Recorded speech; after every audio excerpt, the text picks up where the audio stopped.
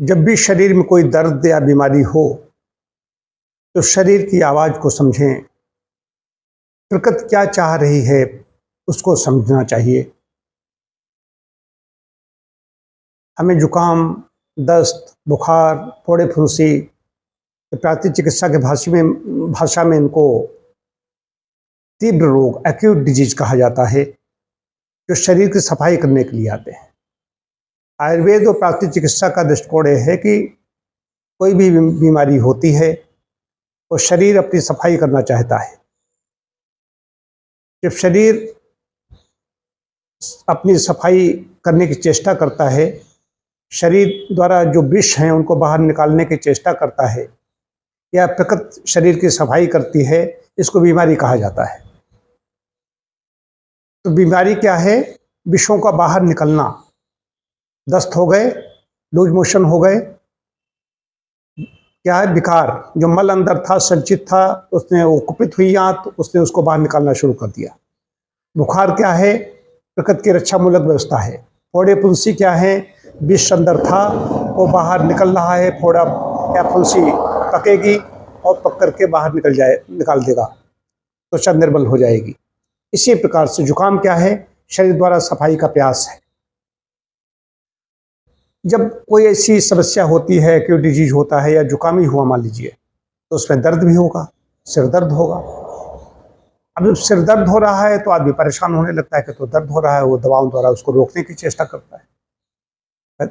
तो दवाओं उसको निकलते हुए विष को रोक देती हैं।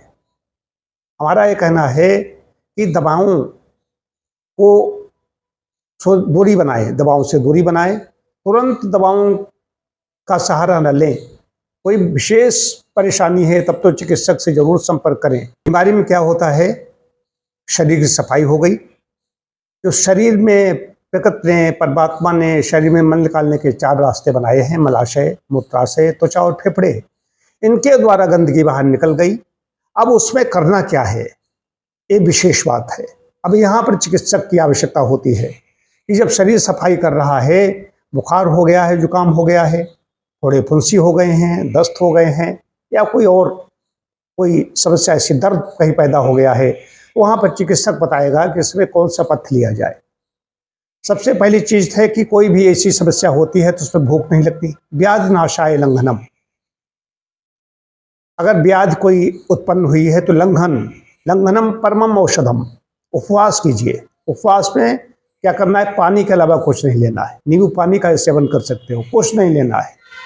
तो अंदर की जो जठर रस है, जो हमारी जठराग्नि है, जो भोजन को पचाने में लग जाएगी, प्रकृति ने भूख बंद कर दी, भूख नहीं लगेगी। जुकाम में तो बिल्कुल नहीं लगती।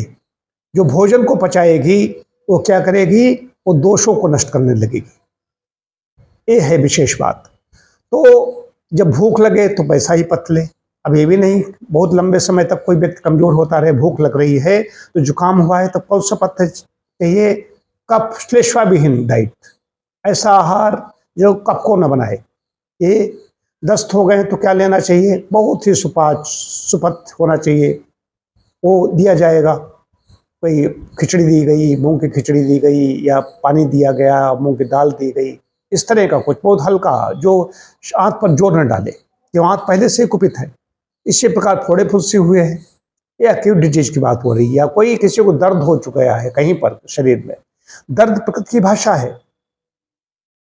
जैसे हम घर में अपने सोए हुए हैं और आग लग जाए कहीं बाहर या घर के अंदर, हम न जान पाए, लोग देख ले धुआं हो रहा है, धुआं उठ रहा है अंदर, तो कोई व्यक्ति दरवाजा या खिड़की, रोशनदान तोड़ करके हमारे घुस जाए आकर के, तो क्या हम उससे कुपित होंगे, नाराज होंगे कि उसने, हमारा मित्र है, हमारे शुभैषी है, शुभचिंतक है, उसने हमारे रोशनदान तोड़ करके, खिड़की तोड़ करके अंदर घुसा, उसने हमें जगाया, सचेत किया करके। ऐसे ही बीमारी हमारे लिए ये काम करती है। हम समझते हैं दर्द हो रहा है, हमें परेशान कर रहा है।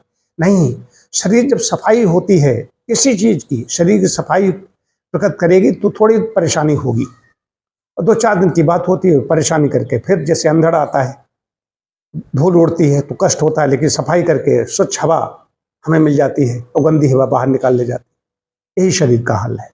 तो जब भी कोई ऐसी समस्या हो तो डॉक्टरों के पास जाने के बजाय लंघन करें, उपवास करें, फलाहार करें, रसाहार करें, या चिकित्सक से संपर्क कर लें, बताएं कि दवाओं के हमें बिना ऐसा कोई प्राकृतिक उपाय बताओ जिससे हम परहेज कर लेंगे, उससे ये ठीक करेंगे। ये दवाओं के साइड इफेक्ट भी होते हैं। ये सब चीज़ें हैं, इनको ध्यान रखना होगा।